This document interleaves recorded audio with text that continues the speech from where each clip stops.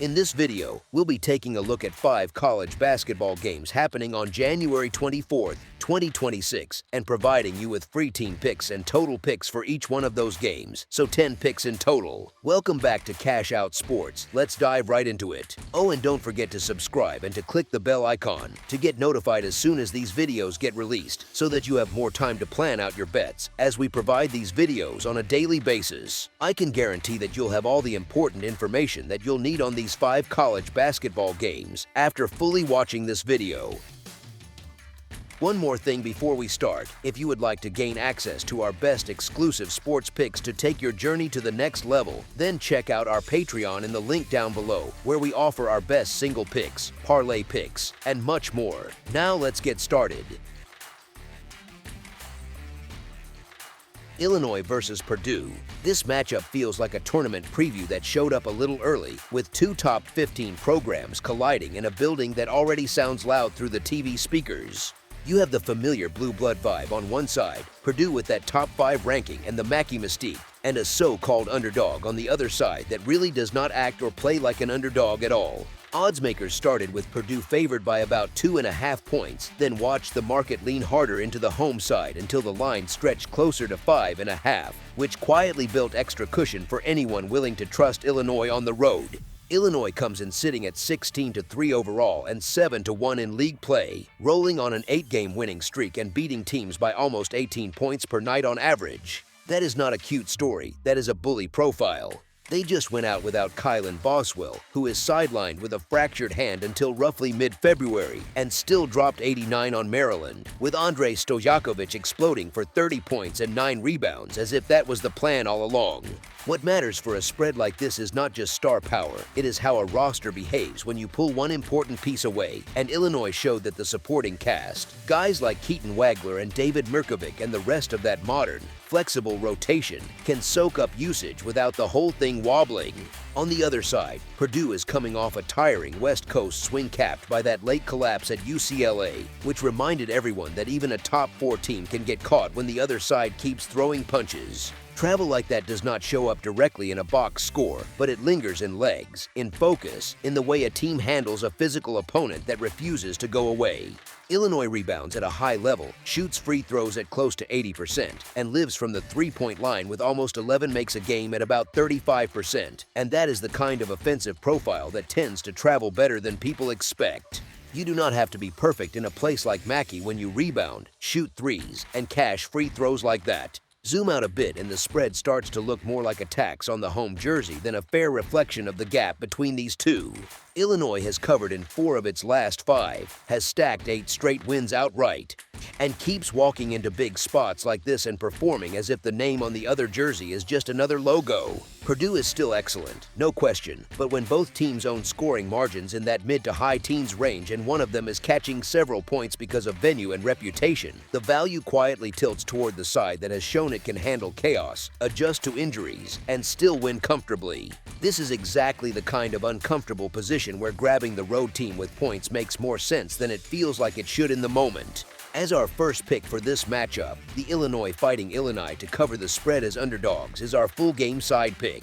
The total for this game has climbed into the low 150s, sitting around 152.5, which tells you oddsmakers are already expecting a game played in the high 70s or low 80s for both offenses. Honestly, that sounds less like a bold forecast and more like a reasonable baseline when you look at how these two teams have been scoring this season. Illinois is putting up about 85 points a night and allowing around 68, while Purdue is scoring roughly 84 and giving up about 68 as well, and together that is the kind of combined offensive production that naturally pushes games into high-scoring territory. What really stands out is the gap between what these offenses usually produce and what their defenses usually allow. Their combined scoring output sits near 170 points per game, but the combined points allowed total hovers in the mid-130s, which is another way of saying that when things go their way, they drag opponents up to their level on the scoreboard. This is not a matchup of 2 teams trying to win a rock fight. It is more like 2 high-functioning offenses that are perfectly comfortable trading runs, big shots, and momentum swings for 40 minutes. If you glance at the recent scorelines, the story stays the same. Illinois has posted games like 89-70, 77-67, 79-68, 75-69, and 81-55. Purdue has seen games finish around 69-67, 69-64, 79-72, 93-85, and 81-73. A lot of those land in or near the 150-point neighborhood, and that is before you even factor in the extra possessions that tend to show up late when both offenses keep answering. Style-wise, both teams do things that help a total climb. Illinois fires plenty of threes and gets to the foul line often. Nearly 17 makes per game at that strong free throw percentage, which means the clock can be stopped while points keep stacking. Purdue shares the ball at a very high level, often racking up north of 20 assists, and that kind of ball movement usually leads to clean looks early in the shot clock instead of long, grinding possessions. It is true that Illinois has cashed the under in 12 of its last 17, but that run is tied to how often they have smothered teams and how conservative some earlier totals were, not to some hidden desire to play slow or ugly. In a game like this, with two elite offenses that are perfectly fine living in the 70s and 80s, the number in the low 150s feels more like something that can be surpassed than a ceiling that caps the action. As our second pick for this matchup, over the projected total is our full game total pick. Auburn versus Florida. Auburn heads into Gainesville for this matchup feeling dangerous but not exactly terrifying, and that contrast matters here more than any one box score. Florida is sitting at 14-5 overall and 5-1 in the conference, carrying the confidence of a defending national champion that already hung a banner and still treats home games like a statement. The Gators have stacked a long home winning streak at Exactech Arena, and you can almost feel that building starting games up 10-0 before the ball even goes up, because the crowd and the comfort level do half the early work. On the other side, Auburn is sitting at 12-7 and 3-3 in league play, which is basically the record of a team living on that thin line between frisky and frustrating. They finally grabbed a Southeastern Conference road win at Ole Miss after dropping their first 3 tries away from home, so there is proof they can get it done, but it came after a stretch that showed just how fragile they can look when they pack a bag. That kind of travel history is not just a note on a page, it becomes a story in a locker room, especially when you are walking into a loud Southeastern Conference gym where the students would happily yell for 2 hours straight. There is also the bigger picture of where each program is mentally right now. Auburn is in its first year under Stephen Pearl, with all the tiny adjustments that come with a new voice, new rotations, and small tactical tweaks that do not always show in a stat line but absolutely show up in a close game. Florida, on the other hand, is living in that rare space where a team knows exactly who it is after a title run, which makes every home game feel like a continuation of a story, not a new chapter they are still trying to write. When you zoom out to the numbers, the personality of both teams pops. Florida is beating opponents by roughly 2 touchdowns a night, around 86 points scored to 72 allowed, which is the profile of a team that does not just win, it separates. Auburn is closer to +7 per game, scoring in the mid-80s, but also giving up close to 80, and that gap between their scoring power and their defensive reliability is where things get interesting. It is the kind of defense that keeps you entertained if you are neutral and keeps you chewing your nails if you are holding an Auburn ticket. Recent games tell the same story in a more colorful way. Florida has handled business in very different styles, playing in a 98-94 shootout on the road and then turning around and throwing LSU into a grinder at 79-61 while smashing them on the glass. That kind of versatility matters because it shows a team that can win a track meet one night and a wrestling match the next and still feel like it is playing its own game. Auburn, meanwhile, tends to lean on big offensive bursts just to create separation, which is fun to watch but risky when your defense gives every opponent a reason to stay hopeful for longer than they should. The market has already recognized Florida as a solid favorite, and the spread moved in that direction, which means the number is not exactly a bargain.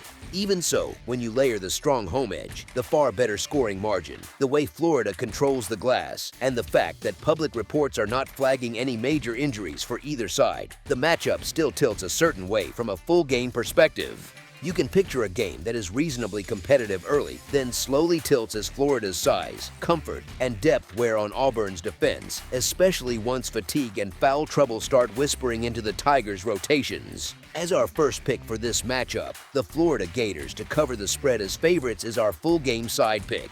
A total number in the mid-160s for a college game is bold, and at first glance it feels almost logical when you see both teams living comfortably in the mid-80s on offense. You look at those scoring averages and think, sure, this might be a track meet with jerseys, and that is usually how the story is sold early in the week. Here is the thing though, Florida's identity is no longer just about running and gunning. Last season's title run leaned heavily on a defense that graded out near the top of the country, and while this year is its own season, that defensive mindset did not just vanish over the summer. They are still holding opponents in the low 70s on average, and there are nights when they seem more interested in taking away your comfort than in chasing their own highlight reel. That kind of mentality can show up in subtle ways, like longer defensive possessions, contested threes, and a rotation that values size and rebounding just as much as shot creation. You can see it in a few recent results. Miami getting held under 70 on a neutral floor, LSU stuck in the low 60s in Gainesville, then that wild night at Vanderbilt where the score ballooned but Florida's work on the glass and late game control still stood out. Those are different shapes of games, but they share the same thread. When Florida is comfortable, the opponent rarely gets everything it wants for 40 minutes. Auburn adds its own flavor to the total conversation. Their games lean higher because they score a lot and give up a lot, which is the classic recipe for overs that feel like roller coasters, fun but a little chaotic. Their defense, allowing around 78 a night, can turn any matchup into a run-and-gun stretch, but that style cuts both ways when the opponent is strong enough to dictate how and when those runs actually happen. So the question is not just can these teams score, because we know they can. The real question is how the game breathes once we get past the initial nerves and adrenaline. If one side starts controlling the glass and playing from in front, you often see longer, more deliberate possessions, fewer forced transition chances, and a quiet shrinking of the total number of quality looks. Blowouts can be sneaky killers for big totals too, because the leading team usually becomes best friends with the shot clock while the trailing side starts settling for lower quality heaves that look exciting but do not always add up on the scoreboard the way you would hope. That game script angle always carries some guesswork, and it is fair to admit that any matchup involving two capable offenses can still go sideways for an under in just a few electric minutes. Even with that in mind, when you combine the ambitious total, the defensive backbone of one side, the volatility of the other, and the way late-game tempo can slow down once control is established, the number starts to look more aggressive than generous. As our second pick for this matchup, under the projected total is our full game total pick. Utah versus BYU. 2 weeks ago in Salt Lake City, these two turned what should have been a normal January conference game into something that felt closer to a summer tournament run. Utah pushed BYU all night and the score finished at 89-84, with Utah cashing as a double-digit underdog getting around plus 14.5 on the spread. Now the scene shifts to Provo, to that nearly 18,000-seat home floor where BYU has been a problem for visiting teams. They come in perfect at home at 8-0, sitting at 16-2 overall, and sitting inside the top 15 in both the polls and the computers. The market has treated that like a giant neon sign, posting a spread in the high teens, most books landing around BYU favored by 18.5 to 19.5, which is the sort of number that looks like it expects a party for the home side rather than a sweat. On the surface, that kind of pricing makes sense. BYU is scoring somewhere in the mid-80s per game and running at a tempo in the mid-70s in terms of possessions, while Utah shows up below 500 at 9-10, just 1-5 in Big 12 play, and giving up around 81 points a night. So at first glance, you almost feel like you are supposed to trust the big favorite and move on. Here is the thing, once you stop staring at the records and start thinking about how these games actually feel, the matchup looks a lot more stubborn from Utah's side. In that first meeting, Utah's new backcourt pairing of Terrence Brown and Don McHenry, both locked into this current Utah group, combined for 46 points and kept the game within a single possession late, even with BYU's top scorers pushing back on the other end. Guard play like that tends to travel, especially in rivalry spots where confidence matters as much as any scouting report, and you could see it in the way Utah refused to back down possession after possession. Since that night, Utah's results have lived in that annoying middle ground that torments bettors. They lost at Kansas State by only 3. They took down TCU, and over their last 10 they have 6 games decided by single digits, going 6-4 against the spread in that stretch despite only 3 outright wins. Teams like that can drive you crazy because they do not always win, but they hang around just long enough to cover numbers that look too big on paper. On the BYU side, the story is a little different when you zoom in on the margin rather than the win column. They have taken 9 of their last 10 straight up, which sounds as strong as it gets, but they are only 4-6 against the spread in that same window, with several games where they handled business on the scoreboard but never really came close to covering the hefty lines they were asked to lay. Matchups against opponents like Abilene Christian, Eastern Washington, Clemson, and even TCU turned into wins, but not the sort of blowouts that make a 19-point ticket feel comfortable, and anyone who has sat through a backdoor cover in college hoops knows how fast a 20-point lead can turn into a 14-point final in the last minute. There is also the human side to this spot. BYU just spent a long week stewing over a double-digit loss at Texas Tech. They have a huge showdown with top-ranked Arizona lurking on Monday, and they are doing it with a rotation that has quietly thinned out. Dawson Baker and Nate Pickens are out for the year, Brody Kozlowski and KJ Perry are parked on red shirts, and reserve big Xavier Staten is sidelined as well based on the latest notes, which forces the coaching staff to juggle minutes and can make it a little harder to keep the hammer down for 40 full minutes when laying a massive spread. Utah is not perfectly healthy either, which weirdly helps clarify who they are right now. Lucas Langarita and Jacob Patrick have been ruled out. Babacar Faye is finished for the season with a leg injury, and that has pushed Utah's core group into heavier workloads. The same core that has shown it can get into the paint, draw fouls, and keep the scoring pressure on even when facing more talented rosters. That style is not always pretty, but it is very useful when you are catching a big number because constant drives and free throws chew clock, create ugly possessions for the favorite, and tend to keep the underdog inside shouting distance even if the upset never quite feels realistic. So when you put it all together, what you really have is a classic rivalry rematch, a highly ranked favorite that might be slightly overpriced in the market, an underdog that already proved it can go toe-to-toe with this exact opponent, and a situational setup that suggests this stays more competitive than the spread hints at on first read. As our first pick for this matchup, the Utah Utes to cover the spread as underdogs is our full game side pick. Now let us switch over to the total because this number has a personality of its own.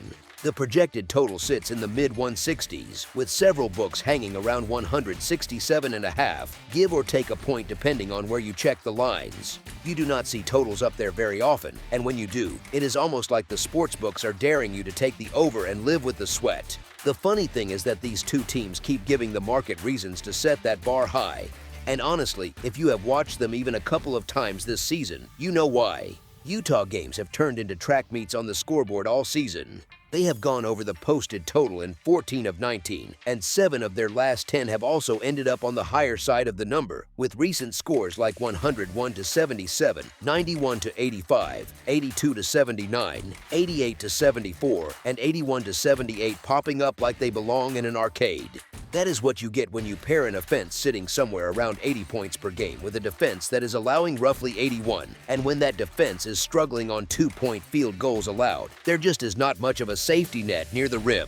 Once opponents crack the first line of Utah's defense, possessions tend to turn into layup lines or trips to the free throw stripe, and for anyone holding an over ticket, those whistles and easy finishes are exactly what you hope to see, even if it makes the coaching staff on the sideline a bit queasy.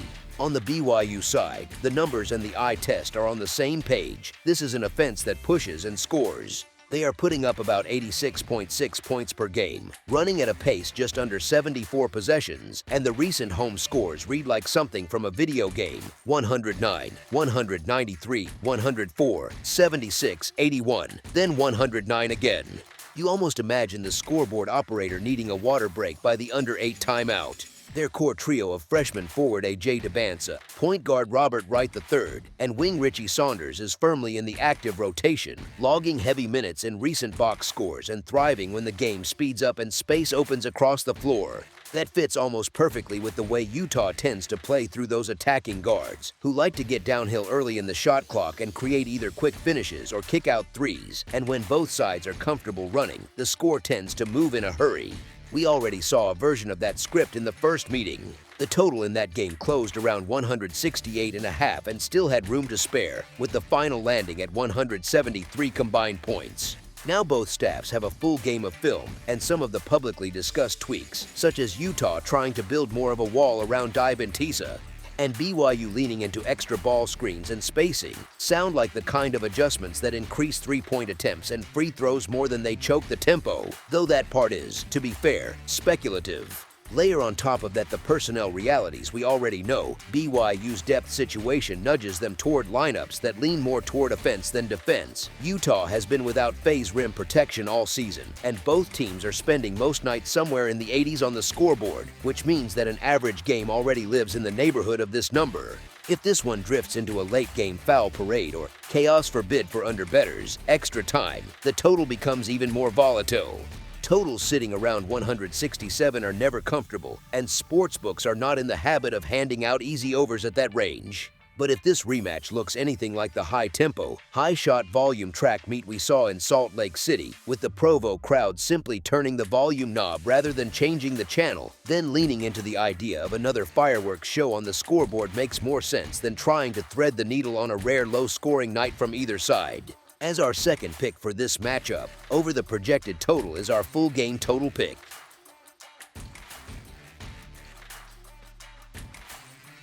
Kansas versus Kansas State. This matchup in Manhattan has that classic rivalry feel where you can almost hear the crowd before you even look at the numbers. You have a Kansas group that has quietly settled into something very familiar, a structured machine that wins with control and discipline, walking in against a Kansas State team that plays like it had 3 espresso shots before tip-off. Kansas arrives at 14-5 overall and 4-2 in the Big 12, coming off that gritty win at Colorado where they handled altitude, noise, and the late drama without their head coach on the sideline. Now Bill Self is back after that health scare, cleared and back in his usual spot, which adds this extra shot of stability for the visitors. He got to watch his team survive Colorado with Jock Vaughn steering the ship, and you can tell that game hardened them a bit. That kind of "we already did it the hard way" energy matters when you walk into Bramlage Coliseum, because that building does not treat Kansas kindly very often. On paper, Kansas is the grown-up in the room. They score about 77.8 a night, allow just 67.6, and carry a scoring margin a touch over +10. That kind of profile screams we know who we are. They rebound, they defend, and when games get tight, they usually manage to drag the pace down to somewhere that suits them.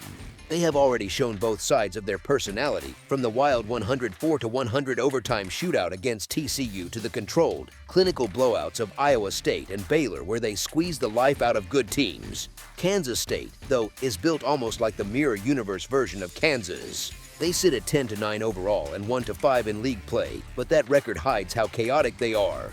They play fast, they shoot a ton of threes, and they are perfectly happy to trade haymakers instead of jabs. The numbers back that feeling up, with the Wildcats pouring in about 85.3 points per game while giving up more than 80. It is fun, it is loud, and it is also the kind of style that can fall apart in about 3 possessions if things go wrong.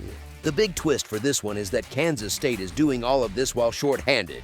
Abdi Bashir Jr., their top perimeter flamethrower, is out after foot surgery for a stress fracture with a reported 4 to 6 week window, which is a huge chunk of shooting and spacing ripped off the floor. They have already had nights without Elias Rapiek and Moby Ikegwurika, and even Kamari McGriff has been sidelined recently, so Jerome Tang has been coaching like a chef with half the pantry. In that Utah win, Kansas State had only 10 players available and really trusted about 7 of them. P.J. Haggerty went absolutely nuclear, pouring in 34 with 28 after halftime, and he, David Castillo, and Nate Johnson combined for 71 of the 81 points. That is hero ball level responsibility spread across a very small group, which is exciting for a one-off night and terrifying when you start thinking about defending for 40 minutes against a deep Kansas rotation. Utah also gave Kansas a pretty clear film session for how to attack this Kansas State roster right now. The Utes bullied them in the paint and on the glass, winning points in the lane and grabbing key offensive rebounds while Kansas State tried to answer with shot making. Kansas is better suited than Utah to repeat that script. They rebound at a higher level, they are more physical across the front line, and they already lean into a style where they are happy to grind out possessions if that is where the advantage lies. Add in that Kansas is comfortable living at the foul line, and Kansas State has already had one of those nights where Oklahoma State shot 20 free throws to their 2, and you start to picture long stretches of Kansas walking to the stripe while the home side burns energy defending. Bramlage Coliseum is still the wild card here. Jerome Tang has never lost to Kansas at home, a perfect 3-0 record that has turned this building into a bit of a house of horrors for the Jayhawks. The crowd turns every whistle into a full production, every Kansas turnover into a festival. But this version of Kansas feels a little more battle-tested than some of the previous trips. They have already handled a road game without self. They are defending at a level that travels, and they are running into a Kansas State team that is missing its deadliest shooter and leaning hard on a short rotation. So while the books have Kansas sitting in that short favorite window, around 4.5, the matchup leans toward the more complete, healthier group surviving the chaos and stretching this one late. As our first pick for this matchup, the Kansas Jayhawks to cover the spread as favorites is our full game side pick. Kansas State style basically begs the scoreboard operator to get some cardio in, and this game total reflects that. Sitting around 160.5, it is a number that makes casual bettors blink for a college game, but the way these two teams are playing right now, it is not as wild as it first looks. Kansas has quietly shifted from the plodding, rock fight stereotype into something more flexible. They can still win a bruising game in the 60s, but when opponents open things up, Kansas has shown they are happy to run. That Tennessee win in November was already a hint, with both teams living in that mid-150s range. Then came the overtime classic against TCU where the total blew past 200, and suddenly you could see that this Kansas roster is very comfortable in transition when the game asks for it. The ball gets up the floor quickly, and once they find a rhythm, they do not spend many possessions staring at the shot clock. Kansas State, on the other hand, basically lives in the fast lane all the time. They are among the quickest teams in the country in possessions per game, hovering in the mid-70s and sitting inside the national top 20 in tempo. They have already scored 80 or more in 13 of 19 games, and they have hit double-digit threes in 10 of those. Even in losses, they keep the accelerator down, whether it was giving Arizona State all it could handle in the 80s or trading blows with Oklahoma State and watching that one reach the 80s again. Their preview pieces and advanced metrics all say the same thing. Their offense is the strength, their defense is the problem, and the coaching staff basically leans into that identity instead of trying to turn them into something they are not. That defensive side of the ball is where the over really starts to take shape. Kansas State allows over 80 points per game, and it is not a bad luck 80. They bleed points in the paint, they struggle to finish possessions on the glass, and they foul. Utah scored 40 in the lane, cleaned up on second chances, and still lost because they could not stop Haggerty late. Arizona and Arizona State both piled up points on the interior, and Oklahoma State turned a whistle-happy night into a 20-2 advantage and made free throws. When you play fast, give up paint pressure, and send teams to the line, you are basically inviting every game to drift upward in total points. Kansas is not some flawless defensive juggernaut either, especially when the game speeds up. UCF hung 81 on them, TCU put up triple digits, West Virginia dropped 86, and even Colorado got to 69 in a game that felt ugly for long stretches. The trend line is simple. When opponents are willing to run, Kansas ends up in games that land in the mid-140s or higher. And now they are facing maybe the one Big 12 team that is most committed to turning everything into a track meet, especially at home with a charged crowd. There is also the rhythm piece that does not show up on the stat sheet but matters for a total. Bill Self is back, and while he absolutely values defense, he is also pragmatic. He knows this Kansas State roster is thin, loves quick shots, and cannot defend for a full 30 seconds without breaking down. The easiest way to punish that is not to hold the ball and run deep sets every single trip. It is to attack early, force rotations, and make a tired defense defend in space. That approach does not exactly push a game toward the under. Then layer in the whistle. Kansas gets to the line, Kansas State fouls, and both teams have shown they can go through stretches where every other possession ends with someone walking to the stripe. From a total standpoint, that is gold. Clock stops, points go up, the crowd gets involved, and coaches burn through timeouts trying to calm things down. Even if there is a cold shooting stretch or two, those free throws tend to keep a high number in play. The only real argument against a big total is the classic, what if one team completely no-shows? If Kansas smothers Kansas State, or if Kansas State's three-point shooting finally crashes for a night, you worry about one side dragging the score down. But given how Kansas State plays at home under Tang, how often their games push into the 80s, and how comfortably Kansas has lived in higher scoring environments this season, the more likely script is a game that stays competitive long enough for both offenses to do their thing.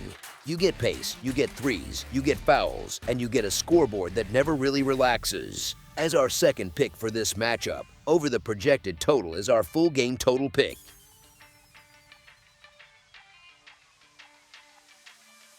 Tennessee versus Alabama. Coleman Coliseum on a Saturday night with Tennessee in town does not really feel like a neutral basketball setting. It feels like a pressure cooker that is already humming before the ball even goes up.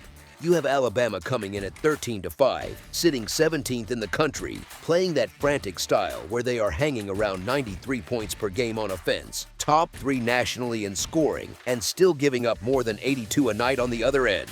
They live in that chaos, and the wild part is that they seem comfortable there, almost like a team that enjoys playing on a tightrope while the crowd shakes the building around them. Across from them, you get Tennessee at 12-6, still carrying a resume that belongs in the top 25 conversation, but built on a very different personality.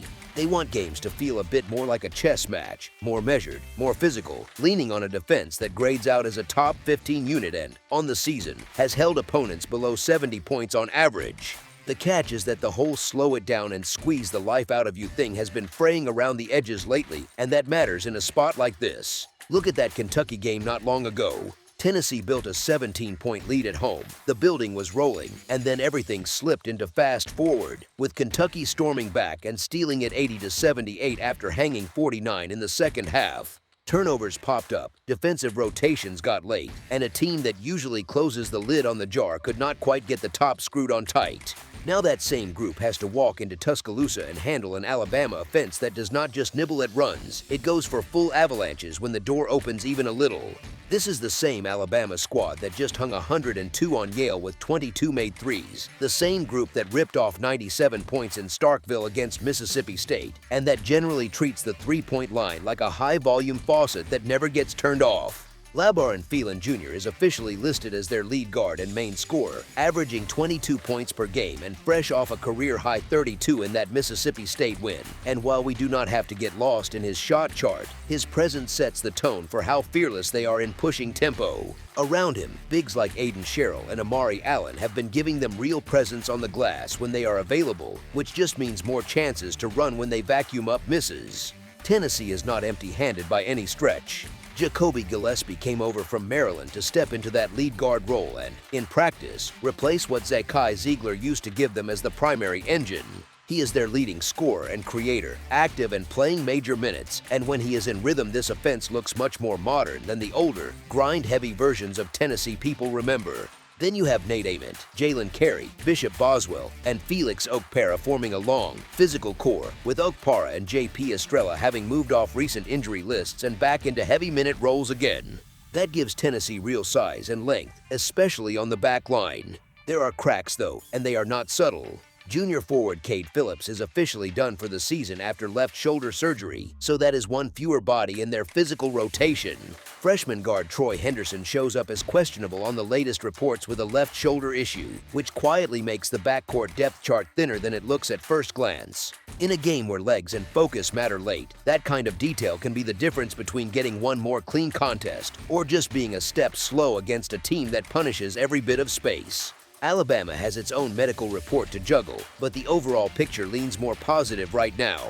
Latrell Wrightsell Jr. has been cleared from his groin issue and is off the injury report, which gives them another steady guard who can shoot and handle the ball in traffic.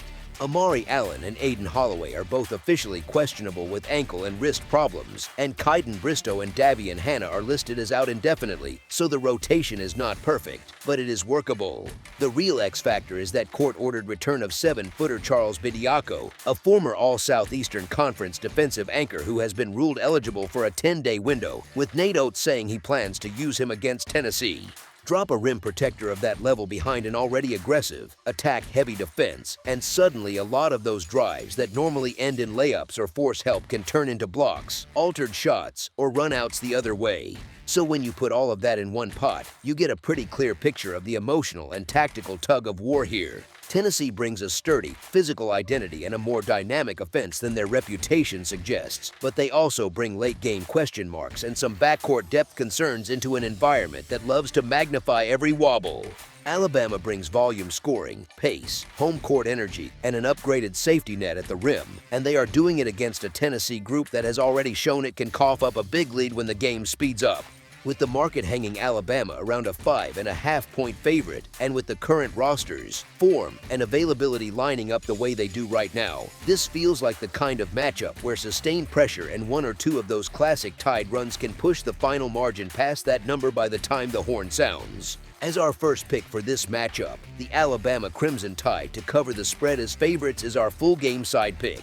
Alabama has been one of the clearest examples in college basketball of a team that lives in high-scoring environments, averaging roughly 93 points scored and giving up more than 82 per game.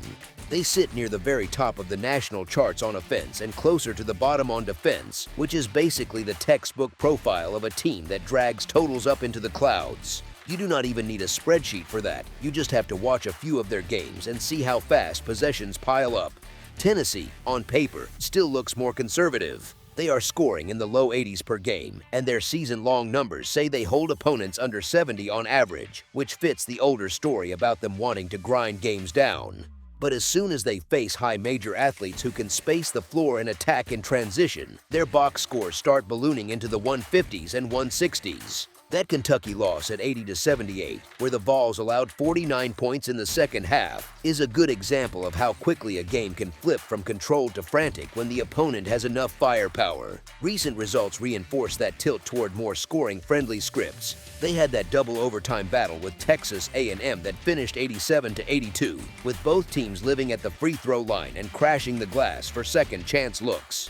They have also handed out some blowouts, with final scores like 83-62 or 105-54, where Tennessee themselves kept their foot on the gas rather than easing off once the game was in hand. So even though the brand is tough defense, this specific roster can absolutely live in games where the total number runs high, especially when pushed by a fast opponent. On the other side, Alabama's recent history feels even louder in that sense. They rolled Mississippi State 97-82, got into a 96-75 shootout with Arizona, and dropped 102-78 on Yale. In each of those, whether they were winning comfortably or getting dragged into a firefight, the common thread was that the possession stayed fast, the threes kept flying, and no one really had time to breathe between trips down the floor. Stylistically, this group still grades near the top of the pace charts, attacking early in the shot clock, sharing the ball, and basically trading your slower, methodical approach for their quick trigger triple-plus contact at the rim. Tennessee's identity is still rooted in defense and physicality, but this version of the Vols leans more offensive than some fans might expect. Gillespie is an assertive scoring guard, and that alone changes the rhythm of possessions because he will push the ball and hunt advantages instead of walking it up every trip. Ament and Carey can run the floor, and their front court group, with guys like Okpara and Estrella, is comfortable in an up-and-down game rather than being limited to a half-court slog.